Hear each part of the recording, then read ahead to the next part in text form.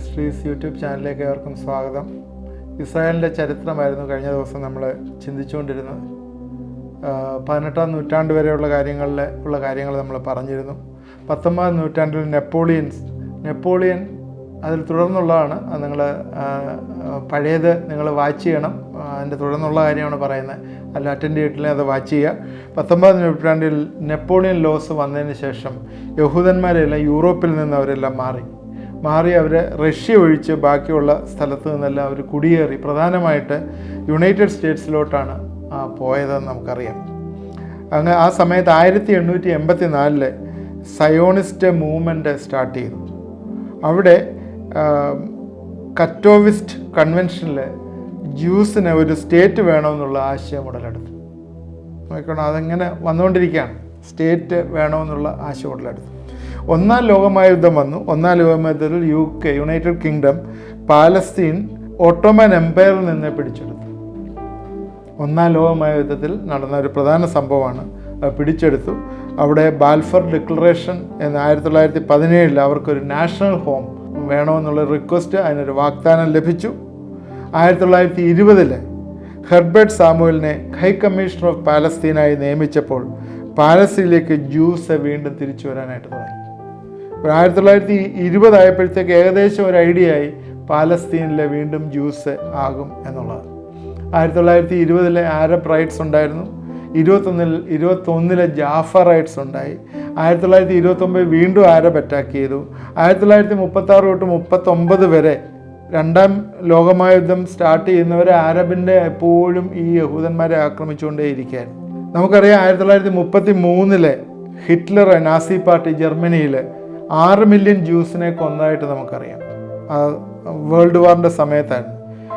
യൂറോപ്പിലെ north Africa, Poland ഇവിടെയൊക്കെയുള്ള ആളുകളെല്ലാം അവിടെ നിന്ന് തിരിച്ചിങ്ങോട്ട് വരാനായിട്ട് തുടങ്ങി. ബാക്കിയുള്ളവരെല്ലാം കൊന്നു. 1939 വേൾഡ് വാർ 1945 വരെ തുടർന്നു.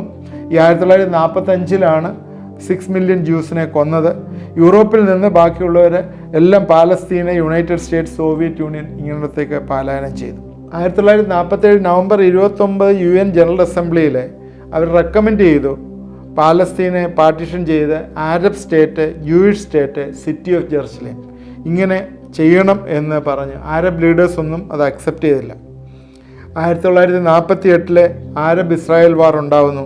അതിൻ്റെ മധ്യത്തിൽ വെച്ച് മെയ് 14 1948 ജൂയിഷ് സ്റ്റേറ്റ് ഉണ്ടാകുന്നത്, ഇസ്രായേൽ ഉണ്ടാകുന്നത്. ഇത്രയും കാര്യങ്ങൾ നടന്നിട്ടാണ്, ഇത്രയും കഷ്ടതയിൽ കൂടി യഹൂദന്മാർ കടന്നു പോയിട്ടാണ് അവസാനം വീണ്ടും ആ ജൂയിഷ് സ്റ്റേറ്റ് ഉണ്ടാകുന്നത്. 1956 വീണ്ടും പ്രയാസം ഉണ്ടായി, സൂയിസ് ക്രൈസിസ്. പിന്നെ ഇത്തിരി കാര്യങ്ങളുണ്ട് പറയാനായിട്ട്. 1967 6 ഡേ വാർ, 1973 യോം കിപ്പൂർ വാർ, 1982 ലെബനൻ വാർ, 2006 ലെബനൻ വാർ, 2023 കഴിഞ്ഞ വർഷം ഒക്ടോബർ 7 ഹമാസ് വാർ. ഹമാസ് എല്ലാം കൂടി വന്ന് യുദ്ധം ഉണ്ടാക്കി. ഇങ്ങനെ ഉള്ള യുദ്ധത്തിൻ്റെ കെടുതികൾ ഇങ്ങനെ പൊക്കൊണ്ടേയിരിക്കും. ഇതിൻ്റെ ഇടയ്ക്കൂടെ 1977 പീസ് ട്രീറ്റിയൊക്കെ ഉണ്ടാക്കി, യാസർ അറാഫത്ത് PLOയുടെ ലീഡറും ഒക്കെ ആയിട്ട് പീസ് ട്രീറ്റിയൊക്കെ ഉണ്ടാക്കി. അതൊന്നും നിലനിന്നില്ല, യുദ്ധം നടന്നുകൊണ്ടേയിരുന്നു. അതിൽ ഇസ്രായേൽ ഇപ്പോഴേ ഒരു പാർലമെൻ്ററി ഡെമോക്രസിയാണ്. 8 മില്യൺ പീപ്പിളുള്ളത്. ഇന്ന് ലോകത്തിൽ മുഴുവനായിട്ട് ഏകദേശം 30 മില്യൺ ജ്യൂസ് ഉണ്ട് ലോകത്തിൽ മുഴുവനായിട്ട്. അന്നേരം അത് 7.2 മില്യൺ ഇസ്രായേലിലാണ്, 6.3 മില്യൺ യുണൈറ്റഡ് സ്റ്റേറ്റ്സിലുണ്ട്. France, Canada, UK, Argentina, Russia, Germany, Australia, Brazil, Mexico, Ukraine, Hungary ഇത്രയും സ്ഥലങ്ങളിൽ ഇന്ന് എവിടെ പോപ്പുലേഷനുണ്ട്. എല്ലാവരും കൂടെ കൂടിയാൽ ഇന്നൊരു 30 മില്യൺ ജ്യൂസ് ഇന്ന് ലോകത്തിലുണ്ട്. എന്നാൽ ഒരു കാര്യം നമുക്ക് ഓർക്കണം, ഇതുവരെയും ഇസ്രായേലിന് സ്വസ്ഥത വന്നിട്ടില്ല. ഇപ്പോഴും യുദ്ധമാണ്. ഹമാസിൻ്റെ യുദ്ധം തുടങ്ങി എന്ന് തീരുമെന്ന് നമുക്കറിയത്തില്ല. എന്നാൽ ഇസ്രായേലിന് ബൈബിളിൽ ഉള്ള പ്രോമിസസ് ധാരാളമുണ്ട്. അവർക്കുള്ള സ്ഥലത്തെക്കുറിച്ച് വരെയും ബൈബിളിൽ ക്ലിയറായിട്ടുള്ള ഡെഫിനിഷൻ അല്ലെങ്കിൽ അവരുടെ ബൗണ്ടറീസ് അതിൽ പറയുന്നുണ്ട്. 20,750 കിലോമീറ്റർ സ്ക്വയർ കിലോമീറ്റർ ഉള്ള ഇസ്രായേൽ, ജെറുസലേം 671 കിലോമീറ്റർ, ഗാസയിൽ ഇന്ന് 23 ലക്ഷം ആളിലാണുള്ളത്. ഈ ഗാസ എന്ന് പറയുന്ന സ്ഥലം ഇപ്പോൾ യുദ്ധം നടക്കുന്ന സ്ഥലത്താണ് നമ്മുടെ ബൈബിളിലുള്ള ശിംശോൻ്റെ കണ്ണ് കുത്തിപ്പൊട്ടിച്ച് അവനെ കളിപ്പിച്ച സ്ഥലമാണ് അതാണ് ടെക്നിക്കലി അത് പറയുന്ന സ്ഥലം. എന്നാൽ ഈ കനാൻ ദേശം ഇവർക്ക് ശാശ്വത അവകാശമായി കൊടുത്ത ഒരു സ്ഥലമാണ്. ഞാൻ കുറച്ച് വാക്യങ്ങൾ ബൈബിളിൽ നിന്ന് ഇതുമായിട്ട് എടുത്ത് റെഫർ ചെയ്ത് പറയാം.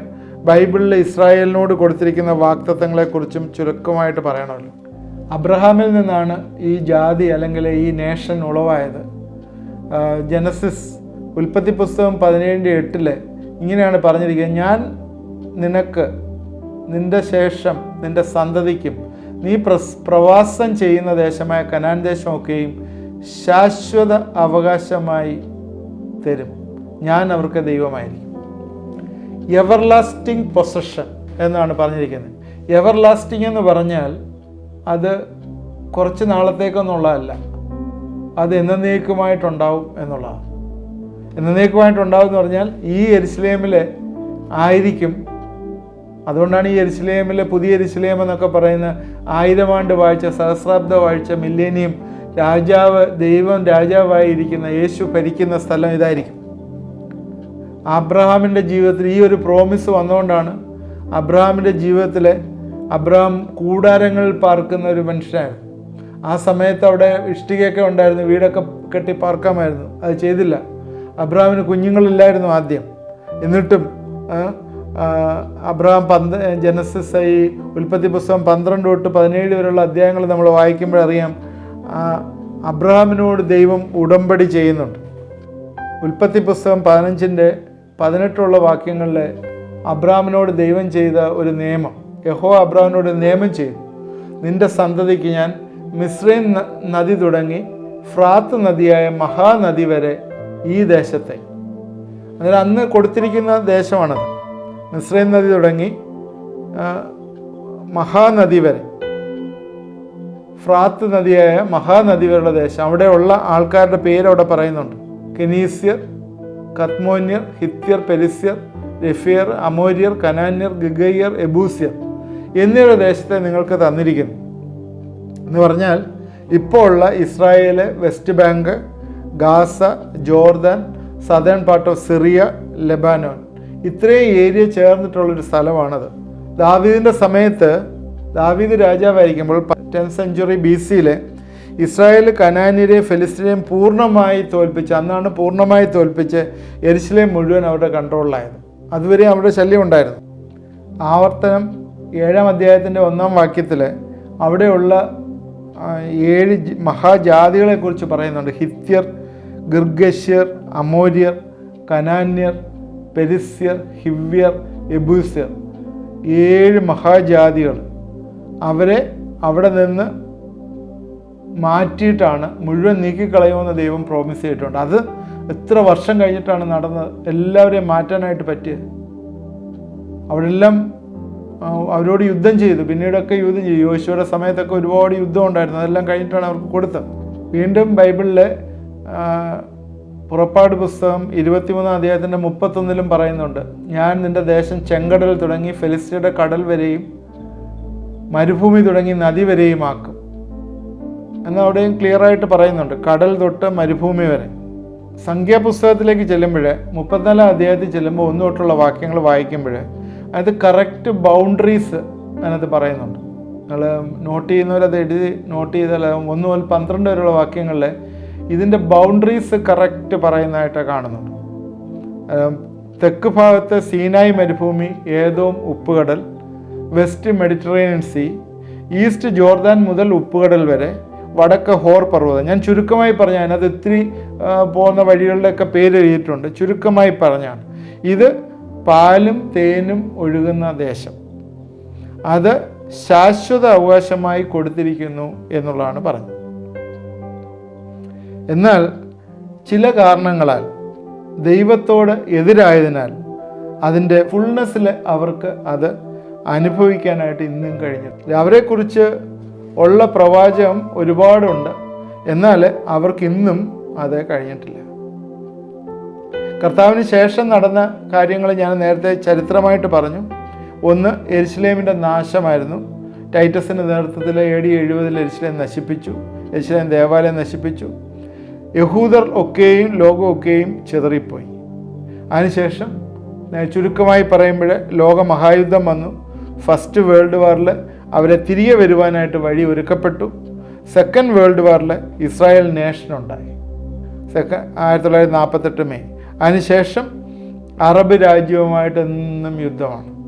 ഇപ്പോഴും അറബി രാജ്യങ്ങളുമായിട്ട് പല രീതിയിലുള്ള ട്രീറ്റി ഉണ്ടെങ്കിലും ശരിക്കും ആ യുദ്ധത്തിന് ഉള്ള ഒരു ഒരുക്കം പോലെയുള്ള കാര്യങ്ങളാണ് ഈ ഹമാസ് വാറിൽ നിന്ന് നമുക്ക് കാണുന്നത്. യെരുശലേം എപ്പോഴും ഭാരമുള്ളൊരു കല്ലായിട്ട് ഇപ്പോഴും ഇരിക്കുന്നു എന്ന് നമ്മൾ മറന്നു പോകുന്നു. എല്ലാവർക്കും ഭാരമായിട്ടുള്ളൊരു കല്ലാണ് യെരുശലേമിൽ. ഇനിയും യുദ്ധങ്ങൾ നടക്കും. ചിലപ്പോഴിത് ഈ യുദ്ധങ്ങളെല്ലാം കൂടെ ഒരുമിച്ച് അവസാനം ഒരു തേർഡ് വേൾഡ് വാറിലേക്ക് ആയിക്കൂടായികയില്ല എന്ന് നമ്മൾ മനസ്സിലാക്കുക. എന്നാൽ ബൈബിൾ പറയുന്നത് ഈ യുദ്ധങ്ങളൊക്കെ നടക്കണം. എന്നാൽ ബൈബിൾ പറയുന്നത് യഹൂദനെ ദൈവം റിസ്റ്റോർ ചെയ്യും, മുഴുവൻ ആളുകളെയും വീണ്ടെടുക്കും, അവർ എല്ലാ യഹൂദന്മാരെയും റിസ്റ്റോർ ചെയ്യും എന്നുള്ള വാക്യങ്ങളാണ് ബൈബിളിലുള്ളത്. അതിനകത്ത് ചില വാക്യങ്ങൾ ഞാൻ ഈ തരണത്തിൽ വായിച്ച് കേൾപ്പിക്കാമെന്ന് വിചാരിക്കുന്നു. പ്രധാനമായിട്ട് നമുക്ക് കാണാൻ പറ്റുന്നത് യെശയ്യാവ് പ്രവചനത്തിൽ, ഇരമ്യാവിൻ്റെ പ്രവചനത്തിൽ, എഹെസ്കേലിൻ്റെ പ്രവചനത്തിൽ, യോവേലിൻ്റെയും ആമോസിൻ്റെയും പ്രവചനത്തിൽ ഇതെല്ലാം നമുക്ക് എവരെക്കുറിച്ചുള്ള പ്രോഫസി കാണും. അതിൽ യേശുക്രിസ്തു സുവിശേഷങ്ങളിൽ യേശു സംസാരിച്ചതിനകത്തും ദേവാലയം നശിക്കുമെന്നും ഒക്കെ പറയുന്നുണ്ട്. ബൈബിളിൽ ഇവരെക്കുറിച്ച് ഉള്ള പ്രവാചകം എന്താണെന്നുള്ളത് നമുക്ക് ഇന്നെൻ്റെ സമയം ഇവിടെ അവസാനിച്ചുകൊണ്ട് നമുക്ക് വേറൊരു ദിവസം ചിന്തിക്കാം. നമുക്ക് പ്രാർത്ഥിക്കാനായിട്ടുള്ള സമയമായിട്ട് എടുക്കാം.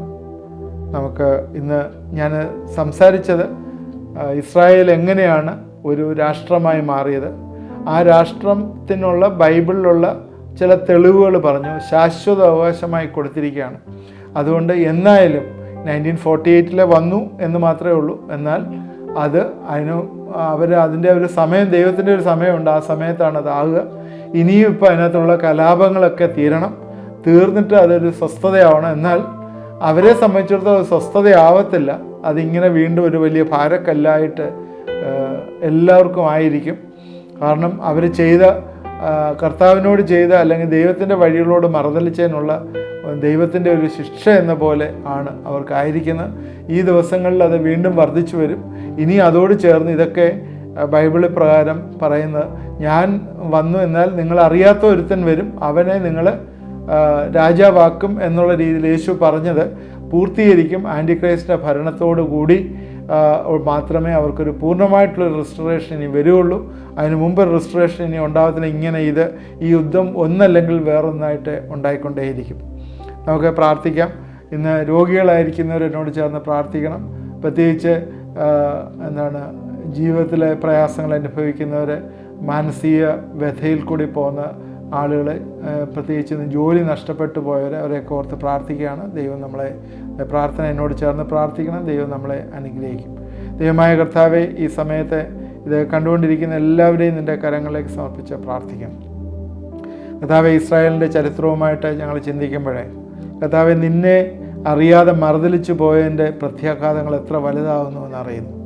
കർത്താവെ, ഇന്നും പലരും കർത്താവെ നിന്നെ മറുതലിച്ച് ജീവിക്കുന്നവരായിട്ട് പലരുമുണ്ട്. ഈ ലോകവും അതിൻ്റെ താല്പര്യങ്ങളും അതിൻ്റെ സന്തോഷങ്ങളും മാത്രം മുഴുകിക്കൊണ്ട് ദൈവം വേണ്ട എന്ന് പറഞ്ഞ് ജീവിക്കുന്ന ഒരുപാട് പേരുണ്ടല്ലോ. ഞങ്ങളവരെ നിൻ്റെ കരങ്ങളിലേക്ക് സമർപ്പിക്കുന്നു. കർത്താവിനെ മനസ്സിലാക്കുവാനായിട്ട് ഇടവരുത്തണമേ. ഈ സമയത്ത് അതായില്ലെങ്കിൽ കൃപയുടെ സമയം നഷ്ടപ്പെട്ടു തീർന്നു പോയി കഴിഞ്ഞാൽ ദൈവമേ, ആ വലിയൊരു ഓപ്പർച്യൂണിറ്റി ഇല്ലാതെ പോകുന്നല്ലോ കർത്താവേ. പിന്നീട് അന്തിക്രിസ്തുവിൻ്റെ ഭരണത്തിങ്കിലെ വലിയ വലിയ ദുരന്തങ്ങൾ കർത്താവെ വന്നു ചേരുമ്പോഴേ ഇതൊക്കെ അവർ ഓർക്കും. എന്നാൽ അവർക്ക് സഹായിപ്പാൻ കഴിയാത്തൊരു സ്റ്റേജിലേക്കായിത്തീരുമെന്ന് ഞങ്ങൾ അറിയുന്നു. അതിനാൽ ഞങ്ങൾ പ്രാർത്ഥിക്കുന്നു, ഈ കർത്താവിനെ രക്ഷകനും കർത്താവുമായി സ്വീകരിക്കാത്ത ആരെങ്കിലും ഉണ്ടെങ്കിൽ അതൊക്കെ ആ ഒരു അനുഭവത്തിലേക്ക് വരുവാനായിട്ട് കർത്താവെ സഹായിക്കണമേ. അതുപോലെ കർത്താവെ, രോഗികളായിരിക്കുന്നവരെ ഞങ്ങൾ ഓർത്ത് പ്രാർത്ഥിക്കുന്നു. പ്രത്യേകിച്ചും കർത്താവെ, മദ്യപാനത്തിനൊക്കെ അടിമയായിരിക്കുന്ന ആളെ ഓർത്ത് പ്രാർത്ഥിക്കുന്നു. കർത്താവെ, ജോലി നഷ്ടപ്പെട്ട് ജോലി ഇല്ലാതെ ഇരിക്കുന്ന, അതുപോലെ തന്നെ കർത്താവെ ഒരു പ്രയാസം ഒരു പ്രയാസം അനുഭവിക്കുന്ന ഒരു സഹോദരി കർത്താവെ പ്രാർത്ഥന ആവശ്യപ്പെടുന്നല്ലോ കർത്താവേ. സ്തോത്രം. കർത്താവേ, ഭർത്താവിനെ മദ്യപാനം അവസാനിപ്പിക്കുവാനായിട്ട്, ജോലി ചെയ്യുവാനായിട്ട് പ്രോപ്പറായിട്ട് ജോലി ചെയ്യുന്നില്ലല്ലോ ദൈവമേ, നീ അവരെ സഹായിക്കണമേ എന്ന് പ്രാർത്ഥിക്കുന്നു. കുഞ്ഞ് മാനസികമായിട്ടുള്ള പ്രയാസത്തിൽ കൂടി കടന്നു പോകുന്നല്ലോ ദൈവമേ, നീ വലിയ വിടുതൽ കൊടുക്കണമേ, സഹായിക്കണമേ എന്ന് പ്രാർത്ഥിക്കുന്നു. ആ കുടുംബത്തിന് വലിയ റിലീസ് കൊടുക്കണമേ എന്ന് പ്രാർത്ഥിക്കുന്നു. ആ സഹോദരി ഇരുന്ന് പ്രാർത്ഥിക്കുന്നു, ദൈവമേ നീ അത് കേൾക്കണമേ, ഉത്തരം കൊടുക്കണമേ എന്ന് പ്രാർത്ഥിക്കുന്നു. സ്തോത്രം. ദൈവമേ, നിൻ്റെ കരുണയ്ക്കായിട്ട് അപേക്ഷിക്കുന്നു. എത്രയും പെട്ടെന്ന് തന്നെ ആ ഭവനത്തിലെ വരുമാനം വന്നു ചേരുവാനായിട്ട് കർത്താവെ ഇടവരുത്തണമേ. ഒരു ജോലി അവിടെ കൊടുക്കണമേ എന്ന് ഞങ്ങളെ പ്രാർത്ഥിക്കുന്നു. അതുപോലെ കർത്താവെ, അനേകം നാളുകളായിട്ട് ട്രീറ്റ് ചെയ്യുന്ന, നടുവേദന ആയിട്ട് ട്രീറ്റ് ചെയ്യുന്ന വ്യക്തിയെ കാണിച്ചു തരുന്നു, അതോർത്ത് പ്രാർത്ഥിക്കുന്നു. ദൈവമേ, സ്പൈനൽ കോഡിനുള്ള എല്ലാ ഇഞ്ചുറീസും കർത്താവെ നീ മാറ്റിക്കളയണമേ എന്ന് പ്രാർത്ഥിക്കുന്നു. ദൈവമേ, വലിയൊരു ക്രിയേറ്റീവ് മിറക്കിള് ഇന്ന് രാത്രികാലം നടക്കണമേ എന്ന് പ്രാർത്ഥിക്കുന്നു. വലിയൊരു വിടുതൽ കർത്താവെ നടത്തണമേ. കർത്താവെ എഴുന്നേറ്റിരിക്കാൻ വയ്യാതെ കിടക്കുകയാണല്ലോ ദൈവമേ, നീ സൗഖ്യമാക്കണമേ, നിൻ്റെ കൈ തൊടണമേ, അവിടെ വലിയൊരു വിടുതൽ വന്നു ചേരട്ടെ എന്ന് പ്രാർത്ഥിക്കുന്നു. ദൈവമേ, നിൻ്റെ കരങ്ങളിലേക്ക് ഈ വ്യക്തികളെ എല്ലാം ഏൽപ്പിച്ച് പ്രാർത്ഥിക്കുന്നു. പ്രാർത്ഥന കേട്ടവർക്ക് സ്തോത്രം. യേശുക്രിസ്തുവിൻ്റെ നാമത്തിൽ പ്രാർത്ഥിക്കുന്നു, കേൾക്കുമാറാകണമേ. ആമേൻ. ഇത് കണ്ട എല്ലാവരെയും ദൈവം അനുഗ്രഹിക്കട്ടെ. തുടർന്ന് ഇത് വാച്ച് ചെയ്യണം. നിങ്ങളുടെ പ്രയർ റിക്വസ്റ്റ് അയച്ചു തരണം. അടുത്ത വാട്സാപ്പ് നമ്പറിൽ ആർക്കെങ്കിലും ആ ഇമെയിൽ ID ഉണ്ട്, നിങ്ങൾക്ക് എന്തെങ്കിലും അല്ലാതെ അറിയിക്കാനുണ്ടെങ്കിൽ അതിൽ ഡീറ്റെയിൽ ആയിട്ട് എഴുതി അറിയിക്കാം. അതുപോലെ ഇത് നിങ്ങൾ ആദ്യം കാണുന്നവരാണെങ്കിൽ അത് സബ്സ്ക്രൈബ് ചെയ്യുക. ദൈവം നമ്മളെ എല്ലാവരെയും അനുഗ്രഹിക്കട്ടെ.